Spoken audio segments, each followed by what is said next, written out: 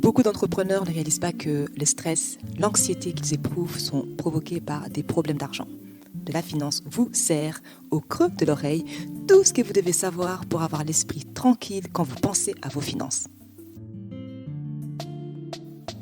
Hello tout le monde, bienvenue sur les podcasts de la finance, mais pas que. Nous aidons celles et ceux qui ont l'esprit d'entreprendre à se libérer du stress provoqué par l'argent et à bâtir de la richesse. Je suis Solange Baboy, consultante financière spécialisée en gestion d'argent. Aujourd'hui, on va répondre à la question comment sécuriser l'argent de ton business. Sécuriser l'argent de ton business, ça veut dire quoi? Ça veut dire s'assurer d'avoir un financement sécurisé.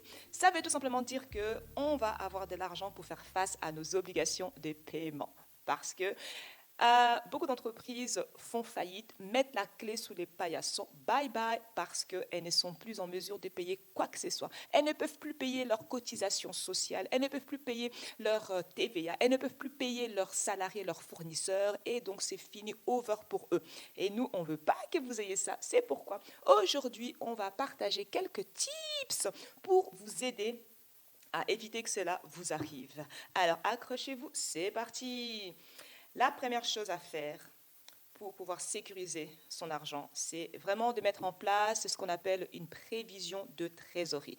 C'est tout simplement, sur un tableau Excel simple, mignon, efficace, de mettre les rentrées d'argent que vous avez et les sorties d'argent que vous avez. La prévision de trésorerie, c'est en fait votre budget. Votre budget qui vous permet de calculer, de voir si vous êtes rentable ou pas, c'est de prendre ces budgets et maintenant de le traduire en mouvement de sortie et d'entrée d'argent. De vraiment définir à quel moment exactement est-ce que l'argent sort de ton compte en banque et à quel moment précis est-ce que l'argent arrive, atterrit sur ton compte en banque. C'est tout simplement ça.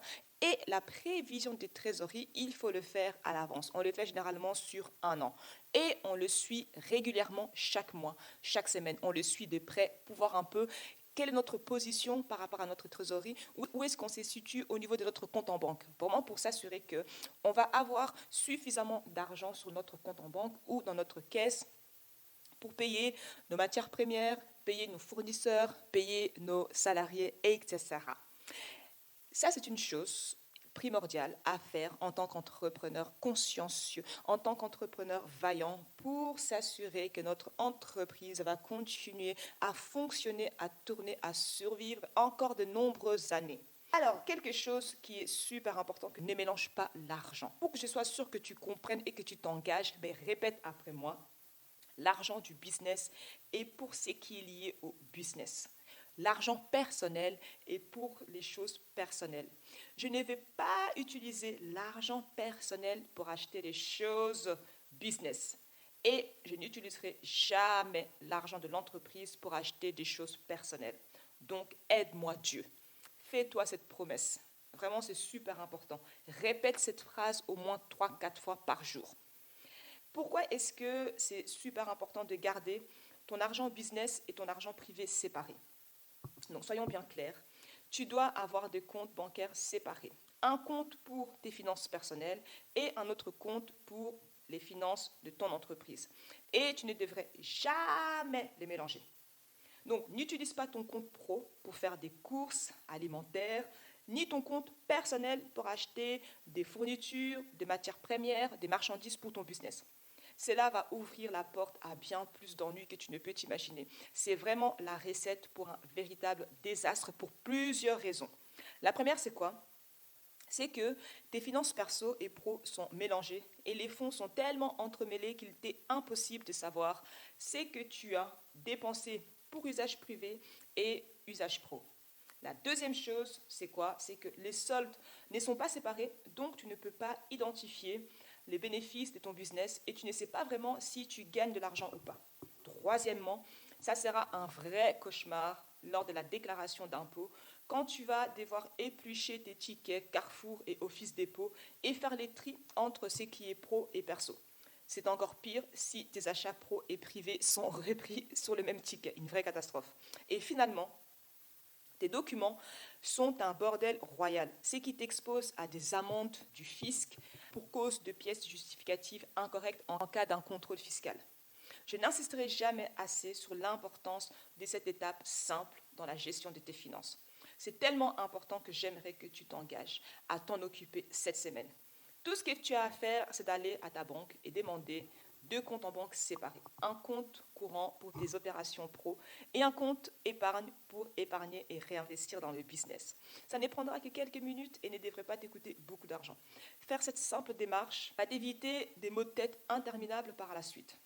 Une fois que tes comptes sont en place, fais toutes les opérations liées à ton business à partir de ton compte courant pro et l'argent que tu reçois de la vente des produits ou des prestations de services va sur ces comptes courants.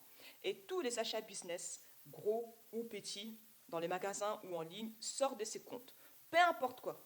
Je m'en fous que dans la précipitation, tu aies accidentellement pris ta carte perso à la place de ta carte pro. Je m'en fous que tu sois confortablement installé dans ton canapé et tu fais des courses en ligne pour ton business et que tu as trop la flemme d'aller chercher ta carte pro. Peu importe le désagrément que cela peut t'occasionner. Utilise toujours ton compte pro pour faire les transactions liées à ton business.